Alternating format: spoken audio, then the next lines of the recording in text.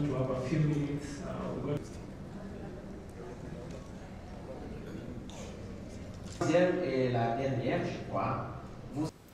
We address today's message to the Congolese people, to our fellow Africans, and to the international community.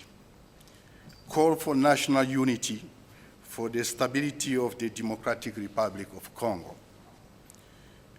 Driven by the desire to save our country, our nation in danger, and to restore the dignity of the people of Congo as the states, driven by the desire, moved by the will to live together in DRC, to unite, to achieve national cohesion, and to finally end insecurity, widespread killing and massacre of citizens, genocide ideology driven by negative forces aligned to the regime in Kinshasa, which has resulted in internal displacement of people and turning of citizens in refugees, particularly in the eastern part of Congo. Convinced that the responsibility to save the states as well as the well-being of the DRC depend only on the Congolese themselves and none other. Noting that insecurity and instability as a result of weakening, if not the absence of the state, has lasted for more than 3 decades without any lasting solution. Considering the deficit of governance in national institutions, talking in Kinshasa, and their inability to restore the authority of the state throughout the whole territory and to reassure our citizens. Whereas it's unfortunately established that the regime of Tshisekedi has opted for a mode of government characterized by tribalism and as well as corruption, embezzlement of the fund, of public fund, dispossession of public and private properties, discriminations, lie, tribalism, witch hunt, the exploitation of public service and institution, tribalization and manipulation of justice, arbitrary arrests, assassinations, economic crimes, linguistic discrimination and exclusion, division, and impoverishment of population. Given that Kinshasa regime has chosen to outsource national security by using war as a business, undermining the armed forces of the Democratic Republic of Congo for the benefits of foreign mercenaries and other negative forces which prey upon the eastern part of the country, sowing death and desolation.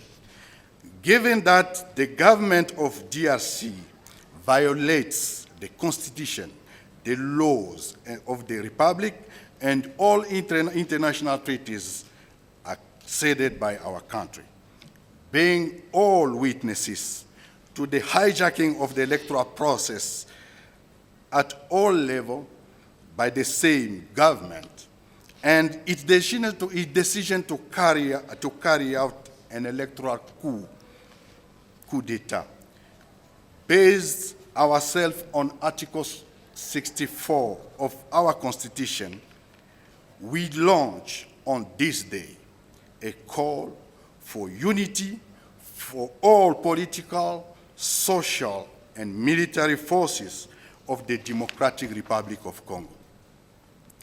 We have indeed decided to work together to establish a structured force for the rebuilding of the state and to resolve the root causes of the recurring conflicts so as to ensure lasting peace in the Democratic Republic of Congo.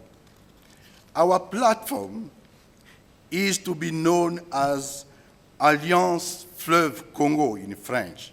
We can say it in English, Congo River Alliance. Our call is specifically aimed at the following group: political parties, civil society organizations and platforms, resistance force and community self-defense forces, armed forces of the Democratic Republic of Congo, community and diaspora leaders. To all patriots sharing this urgent need to change, you are invited to join us without delay to save our country and to establish cohesive governance in unity and peace, the rebuilding of our state that raises to its sovereign responsibilities on the basis of the law and which assures safety of all. We have so many components already: armed groups, political party. We have already about 70 political groups already have joined us. We have political personality, civil society organizations, and the diaspora leaders. Thank you very much. We are already in the war in DRC, and the one who created the war is Tshisekedi himself. I confirm that I was part of those people who worked for the first peaceful transfer of power. And for this one, I say I congratulate Congolese people for that. We thought that Tshisekedi is going to move forward and to consolidate democracy, but he has come back to the dictatorship. His enemy is not Alliance Fleuve Congo. His enemies today is the tribalism he has set up in Congo.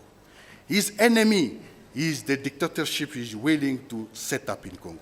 His enemy is the bad organization, electoral organization is putting in place to create, I don't know, a cow.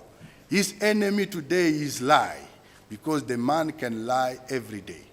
Every day he can promise, and he has been promising every day. There is nothing he has done so far. And today, when you ask him, when you look at his campaign, what have you done so far? He will tell you that, no, we have our foreigner. We have the responsibility for what I'm going through. It is the former president. The responsibility, the responsibility for my failure is President Kagame.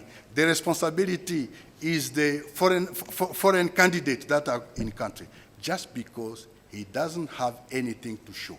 He has failed for everything. And what he has done so far is that when he got in power, the whole country, the entire country was unique. He created the armed group. He's the one who signed contract with all the armed group, and he didn't know how to abide in it. The problem is here. Is it war? No, for sure. For us, Tshisekedi is already in the past. Tshisekedi is not, we don't care about him today. He's already in the past.